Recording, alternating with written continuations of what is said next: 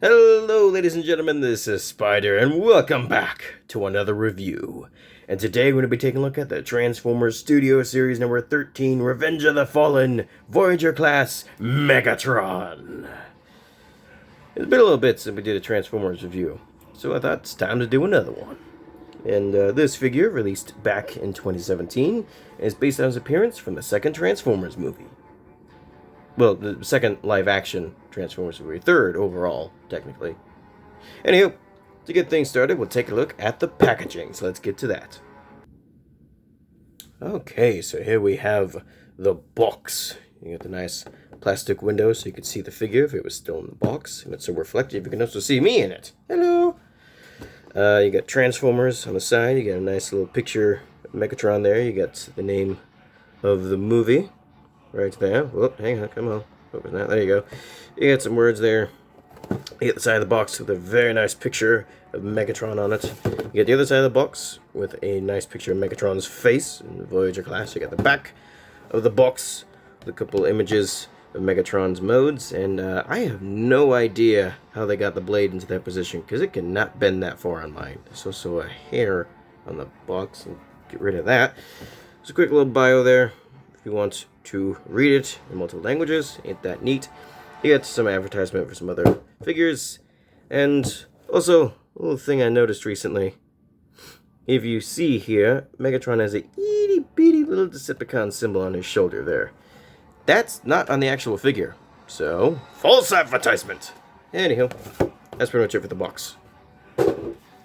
Now, onto the instructions. Here we have the instructions. You got an image of Megatron there, and these nice purple color for the background, which something I think that's, oh, my voice cracked there.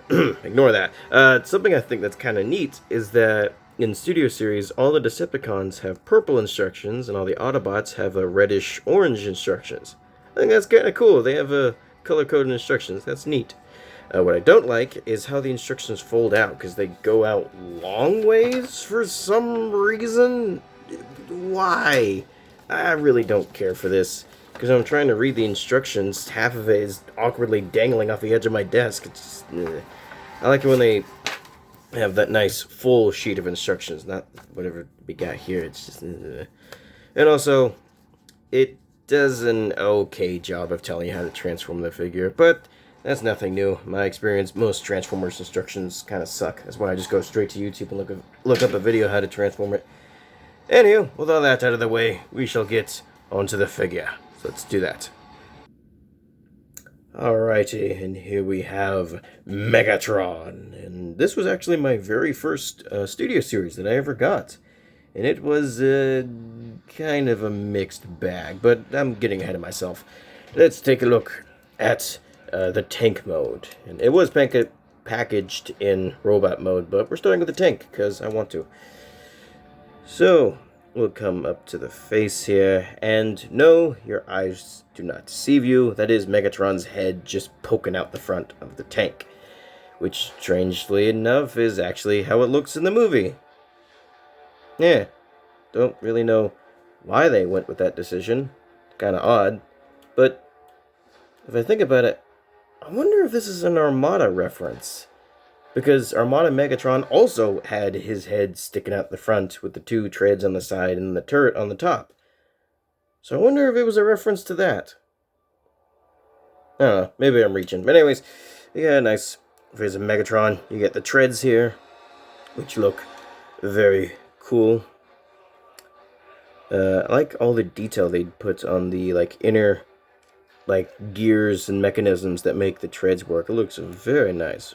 Very nice detail on this figure. You also got some gold paint here, or bronze, I don't know. I heard some people call it bronze, but I think it's gold. Maybe it is bronze, I don't know, whatever. Which really makes these parts of the treads kind of pop. Looks very nice. It's even got some of that detail on the inside of the treads. Ain't that nice. The other side, basically the same.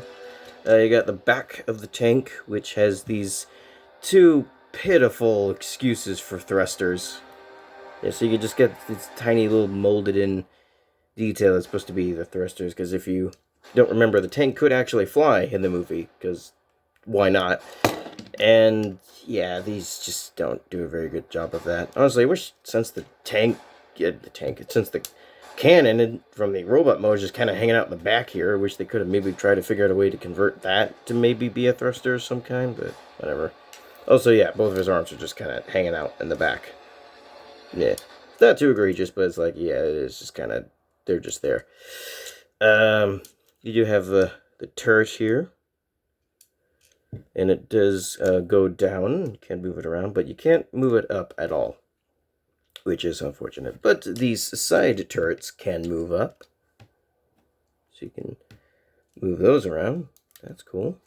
You got the top of the tank, which is mostly just gray, which kind of makes it look a little bland, but whatever. Then you get the bottom of the figure, which doesn't look too bad, but if you look at it for too long, it does become kind of obvious it is just Megatron laying on his chest with his legs facing forward, but whatever.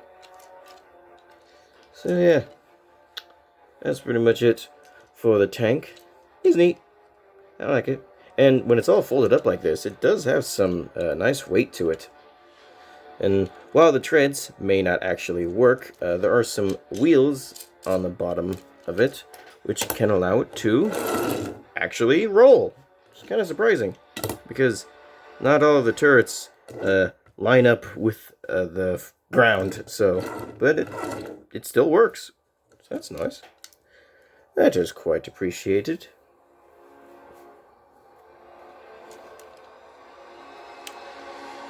So yeah, it's neat. It does its job decently well. It is kind of weird that they left out all like the wing bits, because like I mentioned earlier, the tank could fly and it had like a bunch of like wings kind of sticking out the sides, and they just completely left all that out and just made it a pure tank. So kind of an odd decision, but whatever. So that's it for the tank mode. Now shall move on to, I almost said transformation. No, we have to move on to the size comparisons first. I almost skipped a key part of the video. My bad. Alright, so let's go to the size comparisons. So, to start off the size comparisons, as always, here it is with a LEGO minifigure. The Pack of Destruction minifigure Mothra. The Pack of Destruction minifigure Godzilla. Alright, and now into some more relevant size comparisons. Here it is with the Fast Action Battlers Night Attack Megatron. Here it is with the 2010 Generations War for Cybertron Megatron.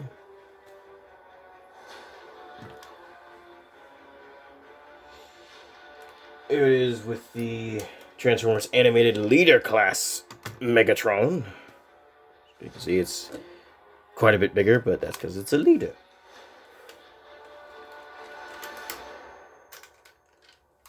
And then here it is with the 2007 Leader Optimus, which is the only movie Optimus I have. Hey. That is done. It's measuring time. Bust down the measuring tape here. Measure this bad boy so you can see. I'll get a little closer here. I'd say almost kind of close to 2.5. Not quite, but close. And measure it like this. A little over 6 inches. So, decent sized tank. It is a decent sized tank. Alright, here, now that we're done with that, now it is time for the transformations. Let's raise up the camera here a little bit so we have a little bit of room to work with here. Focus in. Make sure you can see things clearly. Alrighty. So, first things first, you want to take these little face guard things and just push them down. They do kind of get hooked on his face. So just push those down. Come to the bottom here and just fold these pieces up, which are quite tight. Goodness gracious. And you just have this little tab, goes into there, just plugs into the tread like so. Just plugs in. This one's a bit of a looser fit. And then you want to come here and just untab the treads. And you just have that little tab there. Plugs into a little hole right there. Just bring the legs down like so. Then you want to fold the leg around like so. Come here and you have this bit which is on a strut, and you want to push it so it's lined up like that. And you want to move this flap out of the way, and then you want to unclip that. It's just a nice little soft click, so you just want to undo that. And you want to bring this bit down. Let's rotate that so you can see it better. You want to move this so it's like that. And then you want to bring down what will be the ankle. And there you go. And then you just accordion up the leg like so. And then you're pretty much done. So we'll do the same on the other side. Okay, we got the other leg all done. There's also one other step you gotta do. You gotta spread the tread toes like that, but they usually just end up closing back up, so I'm just gonna leave them because it's just not worth it to me.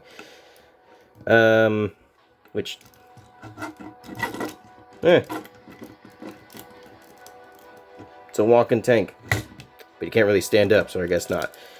Anywho, next thing you want to do is come to the top here, and basically you want to untab this whole top section from the arms. So you just, there's two tabs that plug into the shoulder there, so you just want to untab that. It's a bit here. You can see there's that tab on the inside that'll plug into that arm, and then there's a tab right there that plugs into the cannon, so you just want to undo that.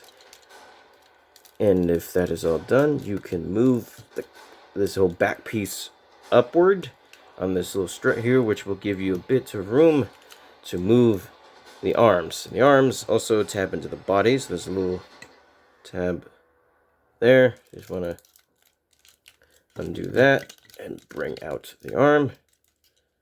And where's this? All right, so there's a tab from the arm that plugs into the body. You just want to untab that, and then you bring out the arm. Yeah, at this point we can close up the legs here, so you just bring them up and plug it in like that. Hey, like that. Nice. And then you want to come to the back here, you want to fold up this whole bit, and then fold it so that these two thrusters are revealed, and just kind of fold up the backpack and have it do that. Yes, okay, so you want to bring, so on the strut, you want to push it upwards, and then you do all that. There you go.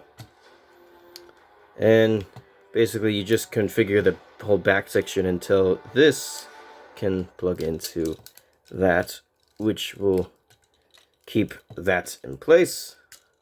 And the back is all done. Then you bring down the head, get it situated, bring down the arms, and then you just rotate them so they're facing forward. Rotate the face forward. Oh yeah, also the arm can also soft clicks into place, so you just unclick that. And there you go. You have Megatron in his robot mode. And it is certainly robot mode. Alrighty, so first things first, we shall take a look at the articulation of the robot mode. So, the head is on a ball joint, but for some stupid reason, they decided to make it a rubber ball joint, which, you know, like, he can look up just fine. You can look down a little bit. You can actually use the transformation joint to make him look way, way down. But if you want to turn the head, like you see him turning it, and then it just goes back into place, that's because of this stupid rubber neck. I don't know who in the right mind thought that was a good idea. But no, why? So you gotta turn it all the way just so he can look a little bit. Like, it just, yeah, I feel like I'm gonna twist the stupid thing off. I think there's actually even stress marks on the neck from me, like, turning it to make him actually look left and right. It's just stupid design. Don't know who came up with that idea, but don't ever do that again. Anyways, you got the arms, which can move all the way around, no problem. You got this arm, which can go pretty far up. You get a nice bicep rotation. You got a pretty dang good bend at the elbow. Nothing at the wrist. You got the fingers here, which can articulate. You get these 3 top fingers, which are on a separate piece, so they can move around. And you have these 2 bottom fingers, which are on another piece, and they can move around. So that's cool. You get finger articulation. That's always appreciated. Yeah, this arm, which is a little different, can also go all the way around. Can't go as high up as the other one can, but still works. Bicep rotation. Good bend there. Nothing at the wrist, but then again, what wrist? Alright, I always forget. There's this little extra thumb here that can move out, which, okay, sure, okay, why not? And then, I guess this is technically articulation. You have the blade, which can flip out like that. Woohoo! Nothing at the waist, just due to how it transforms. The legs can go about these stupid things. These things pop off so much. I'm just screw it, just throw it over there. The leg can go about that far forward. Can go about that far back if you kind of move it out a little bit. You can, in fact, do the splits. So that's nice. You get some thigh rotation. The knee, which is kind of weird knee, but can move forward if you want it to. You can, in fact, have it move backwards, and it can't move that far if you have this thing in the way. That's as far as it can move with that in the way. So yeah, you get a lot more out of it if you just move these stupid things. And they pop off. Just look at that. Look how easy that pops off. Come on now. It doesn't have any kind of ankle rotation, but he does have an ankle pivot. A pretty deep one, too. So that's quite nice. Hey, come on, get in the place. So, yeah, he does have some pretty decent articulation. It's just a little awkward to do it, especially in the legs, just due to how the figure is designed. But it's not too bad. It was just some minor things that kind of bug me. Like that neck. Anywho, now we shall go into the details. We'll bring up the camera here so we can get a nice look at Megatron's face here. Look at that face. You got the very nicely and cleanly painted eyes. I do kind of wish there was light piping because the eyes are so beady you can't see them super well. So I feel like light piping would have made them pop a bit more. You do have that same kind of goldish bronze for the teeth. That's quite nice. You got more of that goldish bronze all throughout the chest and here at the crotch as well. So that looks nice. Kind of breaks up all of the gray on the body. You got the arm. It's just pure gray, but you do have some very nice mechanical detailing going on. You got the fingers, which are soft rubber. They are detailed relatively nicely. You got the gun arm, which again, it's detailed quite nicely. You got the blade, which is also soft rubber, but it's still kind of pointy. So I appreciate that. I appreciate that even though they make it soft rubber, it's still kind of pointy. Because it's a blade. It's supposed to be pointy. It's the point otherwise. You can fold it in like that, which not really a fan of how that looks. I think that looks kind of silly, but it is screen accurate, so screw me, I guess. Again, you got that just random weird little thumb. You get the legs here. Quite nice. You get those treads that become the legs and the feet. All that nice detail. There's even sculpting on the inside of the treads here. So that's quite nice. So yeah, sculpt-wise, this figure is Very, very nice. And then you got these little back panels. The sculpt work. Oh, I wouldn't even take a look at the back. Look at that back. Nice and clean. You got those two big, nice looking thrusters there. See, why couldn't these be on the tank mode? Those look very nice. So, yes, sculpt-wise, he looks very, very good. But there are some issues with how the figure is designed, like the legs, specifically the feet. I hate these feet, the way they're designed, because you have this bit which is supposed to like sit flat like this. You get it? Yeah, these bits which are supposed to be like the foot, but then you set it down and it just flails out. And if you keep them down like that, it just makes them like so wobbly. So it's like these two pieces on the side are supposed to help with stability, but I feel like if they were gone, he actually would have more stability just standing on the treads. So like, what's the point of these then? I really don't care for these extra bits on the feet. They just get in the way, in my opinion. I really don't care for them. Do not care. Nope, nope, nope. Also, he's got one gap on him, which gaps usually don't bother me. Like if they got like a hollow forearm or a hollow calf or something, it doesn't bug me too much.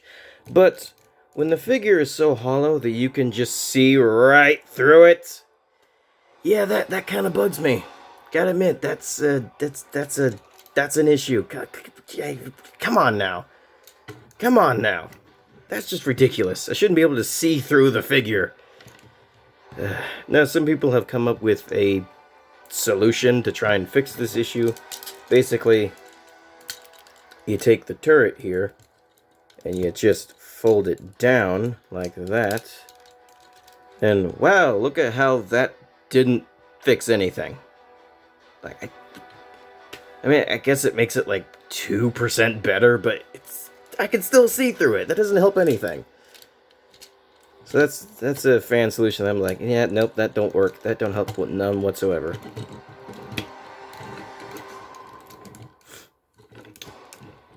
So yeah, he's got some issues. Like, he looks really cool. Like the design of the figure is done excellently well. But some of the engineering on the figure is not quite as good. It has quite a few issues that just really bug me. Like these panels that just pop off no matter what you do. Like if they had pinned them there would be no issue. Well, I mean, it would limit the knee, but other than that, these things are just... Oh, now you want to stay on. Now you want to be like, oh, I'm not going anywhere. What? Okay, now it's being sturdy. That is how it works, isn't it? Like, oh, I'm on camera now? Well, now I'm going to work. You stupid little calf panel things. Overall, he's, like I said in the earlier, he's kind of a mixed bag. Got some good elements, he's got some bad elements.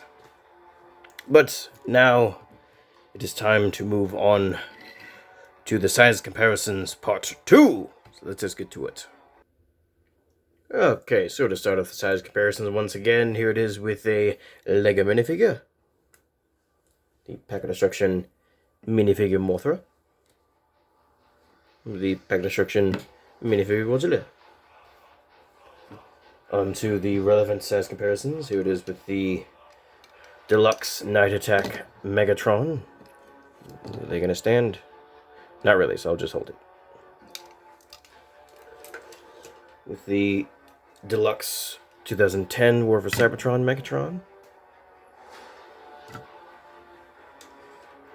With the Transformers Animated Leader Class Megatron. So you can see he's actually pretty good height with him. And with the 2007 Leader Optimus. So, yeah, you can see for a Voyager, he's pretty big. And then, here it is with the previous review. The LEGO Bionicle, Tahu and Takua. Alrighty. now that that's done and over with, size comparison part 2. I mean, the measuring time part 2. That's the one. Those are the words I wanted to say. So we'll get him here. And put that there, and yeah, he's a solid 7.5, maybe 7 3/4. So yeah, pretty big Voyager. I gotta say, he is not disappointed with the size, so that's nice. Yeah. Now, the cool thing that comes with all Studio Series figures is that inside of the box is a little display you can pull out. We'll get that all set up for old Megatron here. You can see it is that forest battle, that scene, which is probably like one of, if not the best scene from Revenge of the Fallen. I love that scene. It's so cool seeing Optimus taking all the Decepticons. And we'll get Megatron. Dang it. Get him all situated on the display base like that. Get it all splayed out. Isn't that a nice look? I think so. Alright, so overall, figure's alright. It's got some negatives, it's got some positives. I've seen some people complain about the paint, and yeah, there isn't a lot. It's mostly just gray, but honestly, that doesn't take away much for me. But it is a bit weird when you have other figures in the Studio Series line that are just fully coated in silver, and he's just plain gray. It is a bit odd. Odd decisions there. But if you did want a better painted version of this figure, there is a repaint version, the Studio Series number 31, which is like the battle damage version. Which I think that's kind of funny that the Studio Series, the repaint version is the reverse number. This is 13 and the repaint is 31. Probably not intentional, but I thought that was kind of a neat little coincidence. Anyways, so basically, how I would rate this guy is what kind of collector you are. If you're one who likes to actually play with your figures, this one's doesn't feel super great. But if you're someone who just likes to take the figure and display them on the shelf, then this guy works, because it does look really nice. The sculpt work and everything is very, very nice. And if you did want one for yourself, obviously they're not being sold anymore, but on eBay they're going for around $40 open, which is kind of expensive, especially for this guy. But if you want it brand new, it's going for like over $100, which is totally not worth it. Don't do it. Do not pay $100 for this. At that point, just get like a masterpiece or something. But anyways, that has been my review of the Studio Series 13 Megatron. And that's pretty much it. Hope you all enjoyed. See you later. Sayonara. Bye.